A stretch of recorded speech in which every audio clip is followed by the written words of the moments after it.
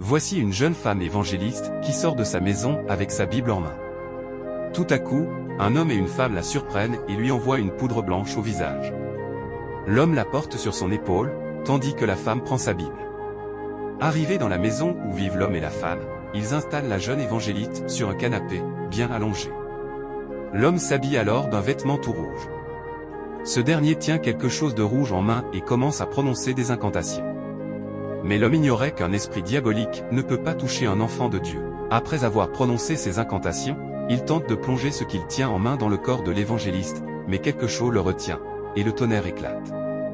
Il reprend ses incantations, mais cette fois-ci, le tonnerre gronde de nouveau. Pris de panique, il jette ce qu'il a en main par terre et devient fou. Voici un aveugle assis dans un canapé avec sa canne, en mai, qui chante. Tout à coup, un vieux surgit près de lui et passe sa main devant son visage 2 fois. Pendant ce temps, l'homme continue de chanter.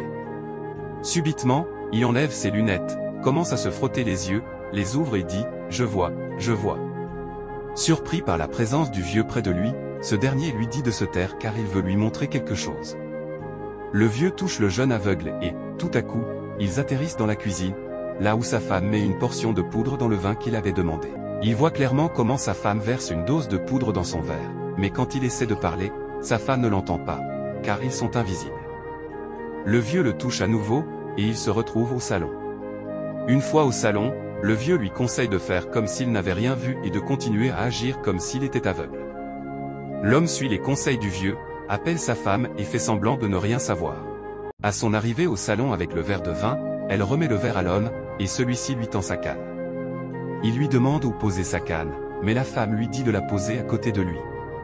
L'homme demande ensuite à sa femme de boire un peu de vin, mais celle-ci fait semblant de le boire et lui rend le verre. Ce qu'elle ne sait pas, c'est que son mari observe clairement tout ce qu'elle fait. Il lui tend à nouveau le verre en lui demandant de boire le vin, mais elle continue de faire semblant. Le mari prend alors le verre et regarde le niveau du vin, mais constate qu'il n'a pas bougé. Il enlève ses lunettes et demande à sa femme « Quelle potion as-tu mise dans le vin ?» Sur le coup, elle lui demande s'il voit quelque chose, mais il repose la question. « Quelle potion as-tu mise dans le vin ?» Elle insiste qu'elle n'a rien mis dans le vin. Elle prend le verre des mains de son mari et le pose sur le guéridon. Le mari, sceptique, lui repose la question, mais elle continue de nier. Soudain, le vieux arrive derrière elle avec une lanière pour lui faire avouer ce qu'elle a fait en cuisine avec le vin. Il lui demande une fois de plus ce qu'elle a mis dans le vin, mais elle persiste à mentir. Le vieux lui donne alors un coup de lanière. Elle se déplace, et il se place derrière elle pour lui poser encore la même question. Après un deuxième et un troisième coup de lanière, elle finit par demander pardon, s'agenouille et implore les excuses de son mari. Mais ce dernier, furieux, chasse finalement sa femme de la maison. Voici l'histoire d'un homme extrêmement riche qui invite 2 jeunes femmes chez lui. Les 2 femmes entrent dans le salon, et l'une d'elles met les lunettes qu'un homme lui avait données au portail avant qu'elle ne pénètre dans la maison. Dans le salon, la télévision est allumée. En portant les lunettes, elle voit un esprit noir avec 2 cônes, et la télévision est recouverte d'un tissu rouge et blanc. Elle enlève les lunettes de ses yeux, les remet, mais la vision reste la même. À ce moment-là, l'homme les invite à s'asseoir sur le canapé, placé en face d'un guéridon. Sur le guéridon, des liasses d'argent sont soigneusement rangées. Elle se souvient alors qu'avant que l'homme riche ne les accompagne jusqu'à son appartement, un jeune homme lui avait donné ses lunettes au portail, et elle l'avait remercié. Elle s'assoit près de sa copine, et l'homme leur demande de choisir l'argent qu'elles veulent avant d'entrer dans une autre pièce. Les 2 femmes commencent à discuter pour décider de ce qu'elles vont faire, mais celle qui tient les lunettes en main ne sait plus quoi faire. Elle continue de discuter, et la jeune femme qui tient les lunettes en main demande à sa copine de les porter pour voir ce qu'elle voit. Mais sa copine refuse.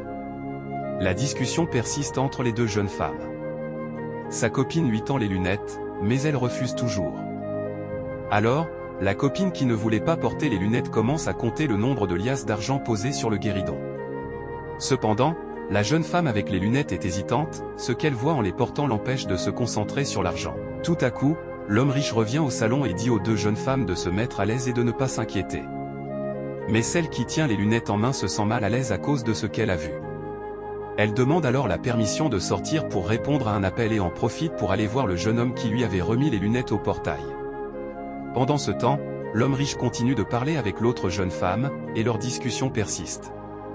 La jeune femme qui a les lunettes court jusqu'au portail et retrouve le jeune homme. Elle lui demande pourquoi il lui a donné ses lunettes et lui raconte tout ce qu'elle a vu dans le salon de l'homme riche. Elle lui confie qu'elle a peur de ce qu'elle a vu. Le jeune homme décide alors d'appeler la police policier pour faire arrêter l'homme riche. Peu après, les policiers arrivent et l'embarquent. Merci d'avoir suivi cette histoire, et n'oubliez pas de vous abonner.